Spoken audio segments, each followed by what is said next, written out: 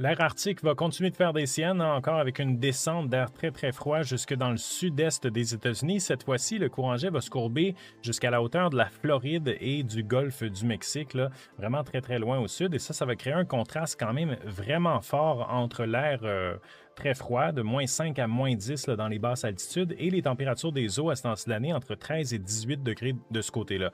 Donc 20 à 30 degrés d'écart comme ça crée une atmosphère très très instable qui risque de générer des bandes d'averses de neige là, le long de la côte floridienne. Ce qu'on voit surtout autour des Grands Lacs généralement, c'est beaucoup plus rare là, du côté du golfe du Mexique. Donc on pourrait voir les premiers flocons, notamment à Tampa. Selon les données de l'aéroport, la dernière fois que c'est arrivé, c'était en décembre 1989 quand même, donc il y a plus de 36 ans. On en avait vu un peu dans la région métropolitaine de Tampa en janvier 2010, quelques mélanges, mais ça n'avait pas touché l'aéroport. Donc si ça le fait cette fois-ci, ça pourrait être une première quand même depuis longtemps. Le froid va continuer de s'engouffrer, là, évidemment, dans la péninsule floridienne. Ce ne sera pas de la neige pour la plupart des secteurs, mais des températures sous zéro quand même. On prévoit que la ligne là, de gel pourrait descendre jusqu'à Miami avec un minimum prévu entre 0 et 2 degrés de ce côté-là dimanche matin, avec donc un risque de gel à Miami. Ça pourrait aussi être une première de ce côté-là depuis décembre 1989, donc la même vague de froid là, qui avait donné ces deux éléments-là il y a à peu près 36 ans. Je rappelle que le minimum normal